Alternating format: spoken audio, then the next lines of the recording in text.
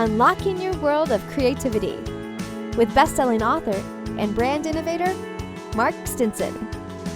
This episode is brought to you by White Cloud Coffee Roasters, where every bean tells a story of adventure.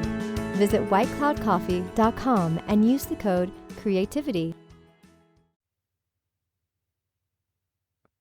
Well, welcome back, friends, to our podcast, Your World of Creativity, where we travel around the globe talking to creative practitioners everywhere about how they get inspired and how they organize their ideas, and of course, how they turn their imagination and their ideas into impact. And today's guest believes that imagination is not just a creative skill, but it's infrastructure, that there's something built behind it. And my guest is Adelia Schleusz. Adelia, welcome to the show. Hi, thank you for having me. Good to see you, Mark. Good to see you. Adelia has built her whole career on this intersection, multifactorial intersection of commercial interior design, behavioral psychology, sensory design. I've got so much in your background, Adelia, that I can't wait to talk about. Her venture now, she's the founder of What If Lab, helping organizations use creativity and science and cross-disciplinary thinking to design better experiences and better environments. And I can't wait to talk to you about all of that, Adelia. It sounds like using so many creative gifts. Thank you. Yes, very exciting. I think the perfect place to start is this idea of infrastructure. It immediately caught my attention when you describe imagination as infrastructure. So many people think of it as abstract or artistic or something you're just born with this talent. Tell us more how you see this foundation or this structure behind imagination. Yeah, it's a perfect beginning. Again, I feel strongly that imagination can be used in so many ways. And I know historically we've thought of it as, okay, it's abstract, it's creative, it's all these things, but it isn't the opposite of strategy in my mind. It's where strategy really begins. In my career journey, if you will, of proving that imagination can become real, it can be measurable infrastructure. It's really every meaningful innovation begins with something or someone asking, what if? What if before anyone knows how it's built or where the answer is headed? I think spending that deep insight and that deep time in the very beginning helps then translate to all these other things. And having the background that I do in the built environment, and then also in neuropsychology and thinking of neurodesign and those things, I think those different disciplines coming together really start to create, okay, we know how to build out vision and storytelling and strategy all the way to execution and implementation, and how things can actually, we can dream it, we can build it. It's not this cliche anymore. It really is an important infrastructure and behavior, I think, from all of us. Yes. Let's talk more about how you see organizations building. I love how you say the built world. How are we building in imagination? So many times we think of an organization as an org chart or as a building, as a floor plan, all these things. But how can we build imagination into the company? Yeah, I think I think of these things in maybe a two-part way of thinking about it. One is the actual act, the process of imagination, thinking through what is happening in that workshop. How do we then create that imagination, that creative muscle, if you will, as a practice and as a behavior that helps the teams really lead to innovation, right? And then we think of the teams that are building the places where the specific company culture needs to thrive. And so there's different aspects of that, but I think the best way to do that is from a systems approach. Not only one way of thinking or thinking that this space will then be for these activities, it's thinking through how can we talk about neurodesign, neuroaesthetics, how can we understand human behavior and how spaces really shape our behavior. When I go back and think, I've had the privilege of helping lead award-winning commercial projects from early vision through execution, but really watching the impossible idea slowly become inevitable has always been the most rewarding part of the work. And then taking clients and communities and groups and teams along that journey, it just becomes much more of, again, a practice. It's part of the energy. It's part of the way that things are approached through design. One of my favorite topics is what I call the soul of the brand. When you're describing what's the DNA or what's the culture of an organization, certainly One could look at your background and start with, let's design something or let's build something. But you're really saying, how can we build in curiosity? How can we bring people with all sorts of diverse backgrounds and disciplines to look at things from a new way? When you come into a project, where do you begin? What is your focus? If somebody said, where do we start? What would you say?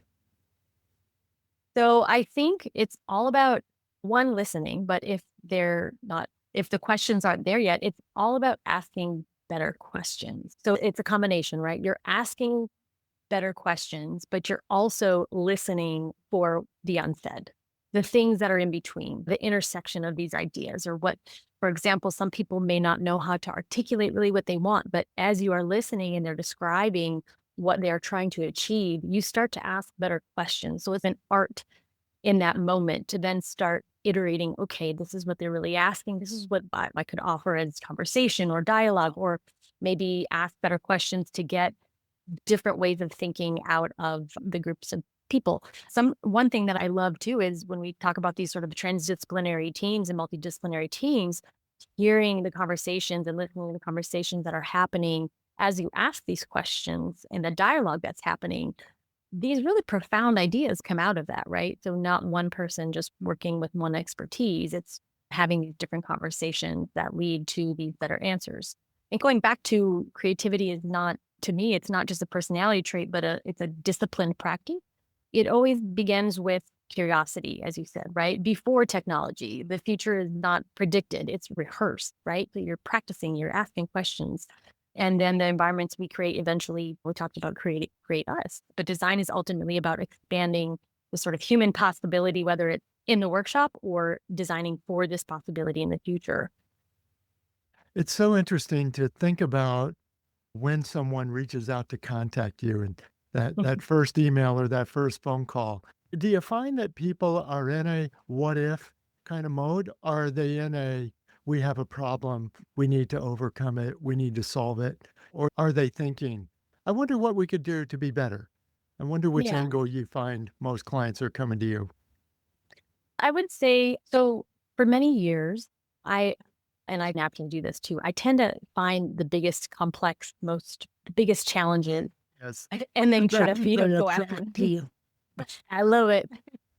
So I have done that historically, but what I've found, and maybe this is just where I am in my career journey, is I have so much bandwidth and so much of me to give, and I'm excited about it. What I start to say is I really am actively looking to collaborate with sort of these courageous teams that are already have kind of this appetite or investment for innovation. And I feel at this point in my career and with What If Lab, it's my greatest contribution isn't simply designing beautiful environments that help health and wellness necessarily. It is part of that, but it's helping organizations and people and creative teams imagine further than they thought possible, right? So you have to have that appetite to do that. Otherwise, you're hitting a lot of roadblocks and it just takes so much energy to get the, what is that sort of swing of you have the naysayers, the kind of maybes, and then the yays. It's leaning more toward the how can we start doing the work? How can we start taking these incredible ideas and going to do the work? I think that's where I most get excited about. Yes. So many people equate the word design with aesthetics, or layouts or colors or what have you. You really see it as a human experience, the behavior, and so forth. Maybe you could share an example of a design principle that we could grab onto and hold on to that says, this principle is the kind of thing that you apply when you want to affect the experience in a workplace or a creative environment. Yeah, I think the biggest thing is yes, we want to think about all things sustainable or regenerative design and circularity and the things, but it is so human. So it sounds so basic, but really digging into the human experience, the human aspect. I think that's probably the biggest thing is human centered, although it should be like life centered. But really, when we're thinking about this work, it's because humans will be interacting in the space. We will be doing the work. We will be creating the futures. I've heard recently, what is it, the brilliantly human or courageously human. We really have to take that to another level in order to think about our competitive advantage of working together as humans is really this imagination, this creativity, the ability to think boldly. So that might not be an exact principle, but it's always we start with the what if and then why not? And what are we trying to think of using curiosity? It's never been about finding necessarily the right answer, but it's just been about asking the better questions to have a better place to thrive. So true. And perhaps you could share a case study or something from your portfolio, of course, non-confidential if it needs to be that, but where you've really seen a space or infrastructure transformed where it does impact the outcome of the team. They were acting like this and getting these results. We transformed that, we changed that, and here's what they were able to achieve. Any of those come to mind?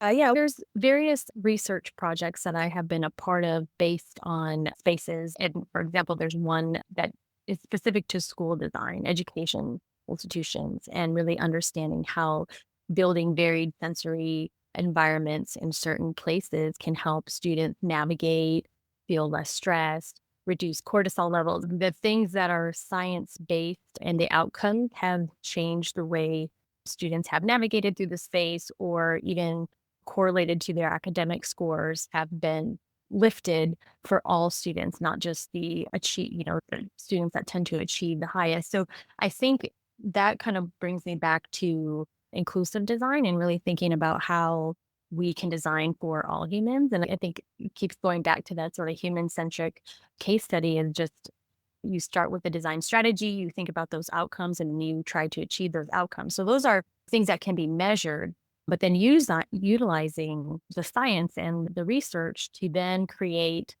these spaces that we know help us be more creative, for example, or there's some spaces that help us reduce anxiety and stress. One specific small example is a sensory cocoon that I was part of. And it's basically a microenvironment that is tunable, that you can change the sound, the visuals, the ambiance in that space according to that individual need. And those are things that, again, that are very driven by neuroscience and understanding human behavior. And that was a brilliant case study on a smaller scale that helped people reset and calm, and then be able to then move back out into the chaotic world, if you will. Yes. So there's different case studies, different points of research that we can point to that I have been lucky to be a part of. But it's using all that now to then project, okay, what are these our future ideas that we can solve together? Yes. You reminded me too of the work of another author and researcher I had a chance to talk with, Dr. Esther Sternberg, who has a book at work. And it was more of not only the human experience, but the health and wellness, of employees and teams, down to the materials, down to the design, the HVAC systems, whatever the case might be, but that Mhm. our actual health and wellness is impacted by the space. And as you talk about your cortisol levels and your anxiety and stress, I can't help but wonder not only the physical environment, but also just the working systems and the interactivity of the teams, how that might affect your health.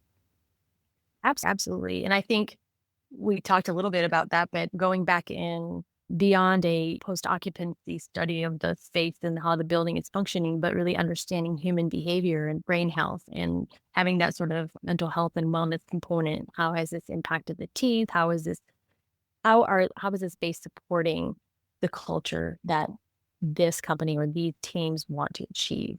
I think that's also a point of conversation as well. Is how can we continue to maybe even reimagine the current space? How can we think about this differently? And sometimes it's not a big investment. It's just very basic adjacencies, or we talk a lot about art and science. How do we use art and design and biophilic design, for example, using our affinity to nature, natural to human beings, to want to see these textures and be immersed in these type of environments. So it's using that sort of systems approach. How do we think of the whole system down to the people and then human behavior in a different way and just have those conversations? Yeah. I love that term biophilic. It's the first time I've heard the word all week. So I know. maybe all I'm like, I year. have to say it because So that's what people. I love that, and I'm gonna look into that more. I love it. We've been talking about the teams that you work with and impact. I'd like to maybe turn to an inside view a little bit and talk about your team and how you team up with others in this cross-disciplinary approach that even has an international or global flavor to it. A recurring theme in this podcast is obviously collaboration, that none of us can really achieve what we do by ourselves. I'd be curious at the kind of collaboration you try to build and what kind of teammates you bring on to approach your projects. Yeah. I think maybe I'll start even with where I saw the need in certain industries, right? We tend to think, okay, we need this person in there, we need the engineer, we need and you add these different elements to the recipe, right? I think I'm inspired by work that blend, obviously, science with wonder, immersive experiences that transform research into emotion and participation, all the things. And so, in order to do that, you need to have maybe unique perspectives at the table. And so, oftentimes, I I look for team members and collaborators that aren't necessarily the expected. You wouldn't expect. There's a connection, obviously, but it's based on an idea or a problem that you're trying to solve, or even think through or iterate on a speculative idea, for example. And then you start to build out that team. For example, you can, if we're thinking about human behavior in the workplace, for one example, a recent example, we would have a neurodesigner, a scientist, a researcher, someone with a psychology background, a technologist, a speculative futures person. So you start to build these really unique teams. And from building my network over 25 plus years or so, I have met new collaborators and have previous collaborators that you just start to build these teams around a certain problem. And I think that's what I struggled with the most being in maybe one institution is, you usually don't have all of these team members and expertise in one under one roof at any given time, especially if you're looking for this unique perspective beyond the current marketplace, for example. So that's one way. And again, that might be just personally from the network that I'm getting to meet and build. And this is across the globe, collaborators in London, New York, for example, LA, and others, and tying into one project and one theme. So yeah, it's just been interesting because really we curate the team based on what the client needs or what the project needs or what the idea really needs to have at the table. So it's getting a little uncomfortable, right? It's good to get uncomfortable with Well, what it you is. know Exactly. because yeah, then you're not growing. If you're really comfortable and you're like, yeah, I've got this thing, we're just going to reuse it. Yeah, and you just build these wonderful relationships and these conversations that oftentimes lead to another idea in another project or another collaboration, which is pretty interesting. Yeah. So You bring all these circles of the experience together into this kind of almost Venn diagram looking focus. yeah. Yeah. Wonderful. I'd like to go back to just the basics of what if. You believe in it so much, you put it right in the company name, of course.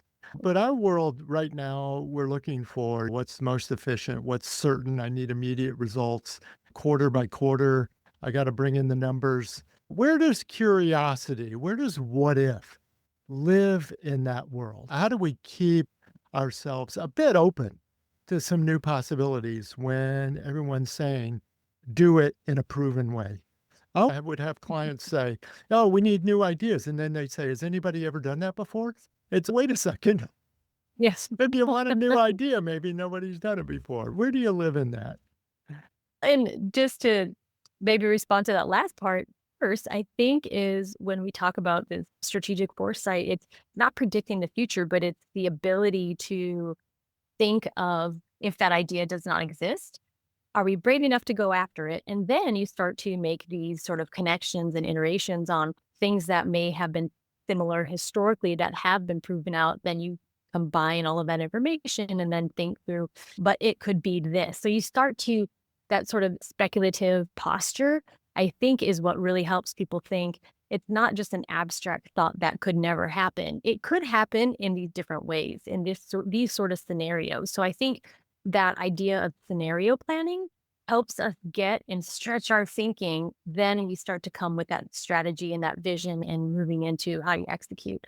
to answer maybe the first to think through, because I don't have all the Yes. answers to that all. That's why I need everyone else. But when we're thinking about design is ultimately expanding human possibility, right? And so you asked a little bit about the execution and the efficiency and all the things. I actually think in the era where AI information is abundant, right? Imagination becomes our greatest competitive advantage because curiosity, wonder, empathy, meaning remain profoundly human. So we as humans, we can't do the work unless we have this. So it's brought to light this different value add to being creative and thinking outside the box, the proverbial box, right? But it to me also we feed all this information into AI and these programs to be more efficient, but it is still humans that are leading this course, right? I think if anything, it creates this really interesting opportunity, which we've been saying for many years, right? That imagination is becoming lost in creativity and certain things in different disciplines and maybe industry where we're seeing like we need to bring that back in. Yeah, I just think that it's a great time to transform the way we operate in the age of AI because we need to co-create with all this technology. It's part of now it's another collaborator, it's another team member, right? So I love we that can't forget about approach that. to But it. That yeah. can be another teammate. Yeah, very good. Yeah. Yeah. And you see Well, them when you're like on Zoom calls and stuff. There's this little note taker, and you're like, you feel like it's another person. And yes, exactly. but yeah, Somebody else yeah, just joined our technology. call. Yeah. It's our companion. Exactly. Delia, what a great conversation. Before I ask you this kind of final wrap-up question, want to make sure people know how to connect with you and learn more about your work. Where can we find you? Yeah. You can, the best way probably is whatif-lab.com. That's a great way. It just says, let's begin. Click on that and you can send me information, questions. And then also LinkedIn is a good way to just send me a DM and reach out that way. I've met a lot of people across the globe that way as well. So yeah, Yeah, that would be isn't that great. fun? Yes. Yeah. I'll put all those links in the show notes so folks can find you. So, as we think about talking to a specific listener who might be on the podcast today trying to strengthen their creativity and curiosity, take us beyond just the what if with a question mark. How do we ask that one question that would really spur some new direction, some new thinking, and build some creative muscle, make creativity and curiosity real? What's a way to ask that question that could change the way we approach something we're working on this week? I would say pause, right? If you're going as business as usual, pause in the moment, reframe the situation. And the question isn't what the future will be necessarily. The question is, what future are we brave enough to imagine together, right? So maybe it's taking a small step of bravery that day is like, what might I do differently? Or what can I do incrementally to do this?